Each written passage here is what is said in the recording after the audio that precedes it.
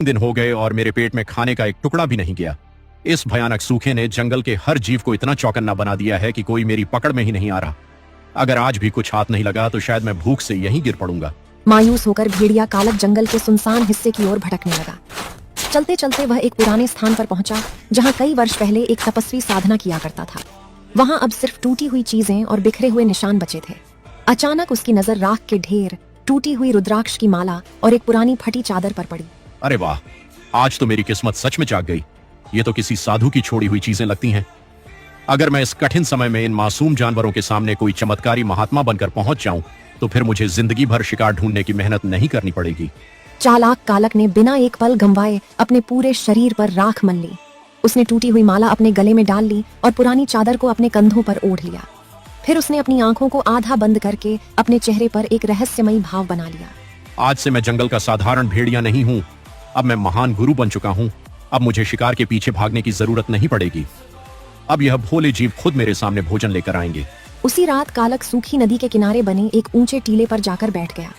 वहां से पूरे जंगल का दृश्य साफ दिखाई देता था। उसे अच्छी तरह मालूम था कि सुबह होते ही पानी की तलाश में सारे जानवर इसी जगह आएंगे। कल जब यह सब मुझे यहाँ बैठा देखेंगे तो इनके दिल में डर भी होगा और उम्मीद भी। और जब किसी के दिल में डर और उम्मीद एक साथ घर कर जाएं, तो वह किसी भी झूठ पर विश्वास करने लगता है। सुबह की पहली रोशनी के साथ जंगल के अलग अलग कोनों से जानवरों की आवाजें आने लगीं। सभी सूखी नदी की ओर बढ़ रहे थे। किसी को जरा भी अंदाजा नहीं था कि वहां उनका इंतजार एक खतरनाक धोखा कर रहा है।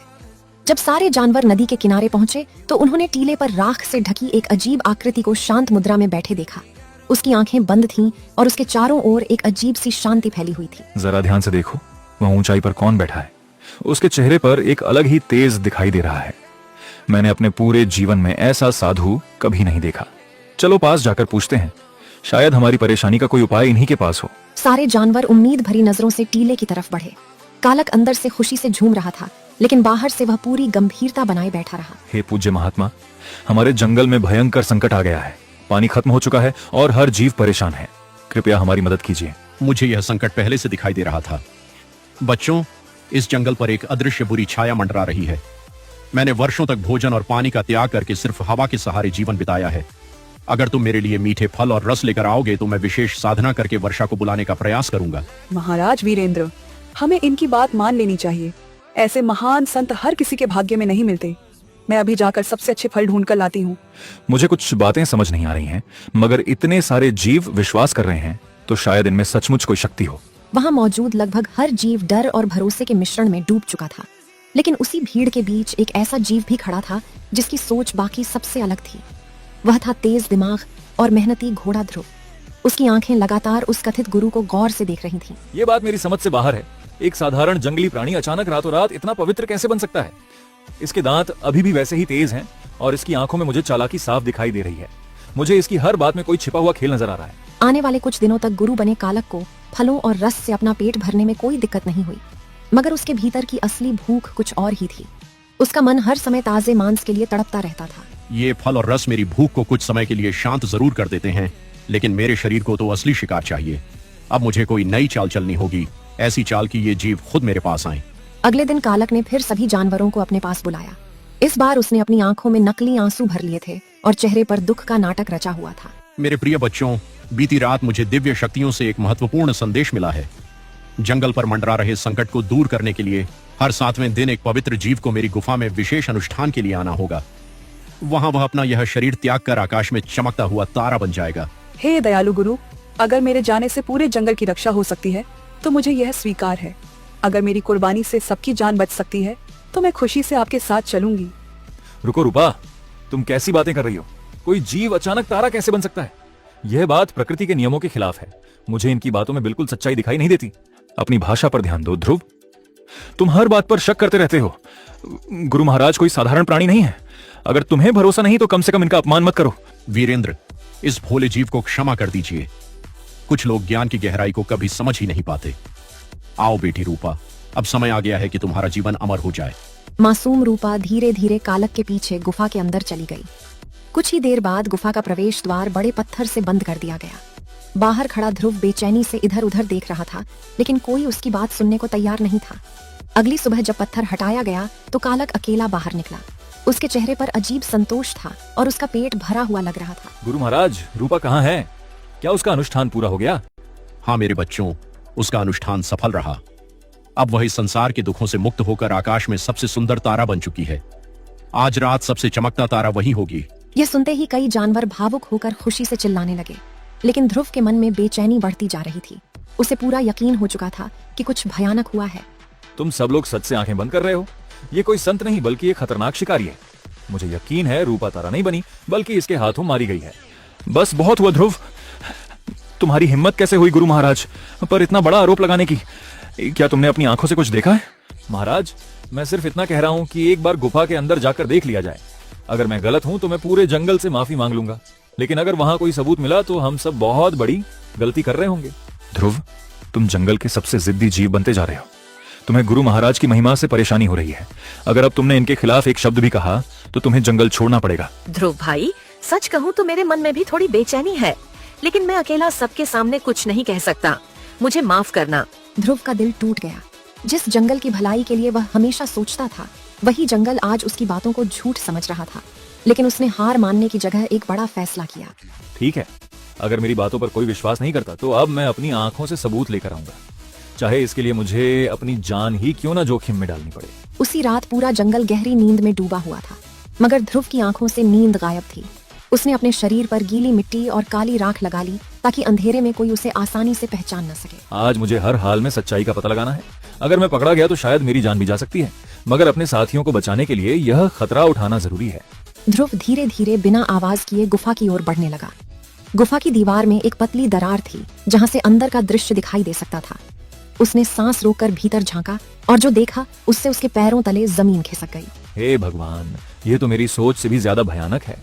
गुफा के भीतर कालक ने अपने शरीर की सारी राख साफ कर दी थी और अब वह अपने असली रूप में बैठा था। उसके सामने रूपा की हड्डियां पड़ी थीं और वह आराम से बचा हुआ मांस खा रहा था। सच में यह जंगल बहुत मजेदार है। बिना मेहनत किए मुझे रोज ताजा शिकार मिल रहा है। कितना आसान है इन भोले जीवों को धोखा देना। तारा बनने वाली कहानी तो कमाल की निकली। कल उस भोले गजेंद्र की बारी होगी। कितना निर्दयी और स्वार्थी है यह। इसने रूपा की जान ले ली और अब गजेंद्र को मारने की सोच रहा है। मुझे सुबह होने से पहले कोई रास्ता निकालना होगा। तभी अचानक ध्रुव का पैर सूखे पत्तों के ढेर पर पड़ गया और वहां तेज आवाज गूंज उठी। कौन है वहां? कौन मेरी बातें सुनने की कोशिश कर रहा है? कालक गुस्से में गुफा से बाहर निकल आया और चारों ओर देखने लगा। ध्रुव की धड़कनें तेज हो गईं। वह तेजी से एक बड़े पत्थर के पीछे छिप गया। कालक धीरे धीरे उसी दिशा में बढ़ने लगा जहां ध्रुव छिपा था। ऐसा लग रहा था कि अब उसका बचना मुश्किल है। तभी अचानक तेज हवा चली और पास के पेड़ की एक सूखी डाल टूटकर कालक के सामने गिर गई। ओह, तो ये सिर्फ एक टूटी हुई डाल थी। लगता है मैं बेकार में डर गया। कालक वापस गुफा में चला गया। ध्रुव ने राहत की सांस ली और धीरे धीरे वहां से निकल आया। जंगल लौटते समय रास्ते में उसे एक ऊंची डाल पर बैठी चिंकी दिखाई दी, जो हमेशा ऊपर से पूरे जंगल पर नजर रखती थी। अरे ध्रुव भाई, इतनी रात को यहाँ क्या कर रहे हो और तुम्हारे शरीर पर इतनी मिट्टी क्यों लगी हुई है? चिंकी, मैंने अपनी आंखों से सब देख लिया। वह कोई संत नहीं बल्कि वही खूंखार भेड़िया है।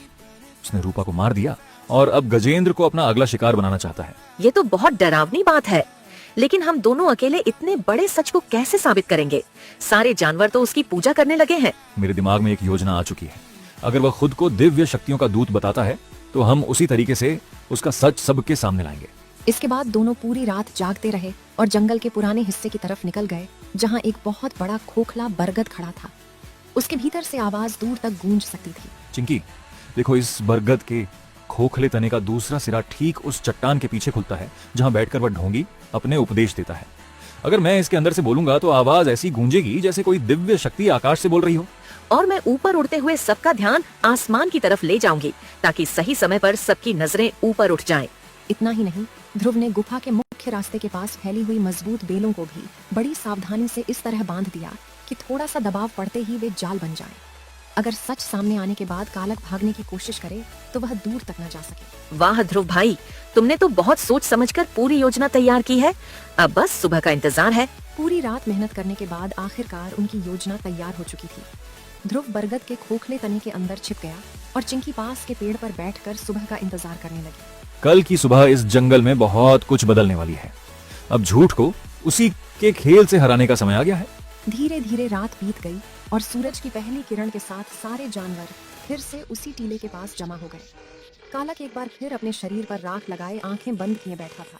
मेरे प्रिय बच्चों, ऊपर वाली शक्तियां हमारी भक्ति से प्रसन्न हो चुकी हैं। आज गजेंद्र को मेरे साथ गुफा में आना होगा ताकि वह भी आकाश का चमकता तारा बन सके। गुरु महाराज, मेरे लिए इससे बड़ा सौभाग्य क्या होगा। अगर मेरे जाने से जंगल का कल्याण होता है तो मैं पूरी खुशी से आपके साथ चलूंगा। जैसे ही कालक गजेंद्र को लेकर आगे बढ़ा, उसी समय चिंकी आसमान में तेजी से चक्कर लगाते हुए जोर जोर से चिल्लाने लगी। देखो, ऊपर देखो, आसमान में कुछ अद्भुत दिखाई दे रहा है। ये जरूर कोई दिव्य संकेत है।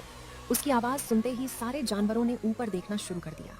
तभी अचानक बरगद के खोखले तने से एक भारी और गूंजती हुई आवाज पूरे जंगल में फैल गई। रुक जाओ गजेंद्र, अपने कदम वहीं रोक दो।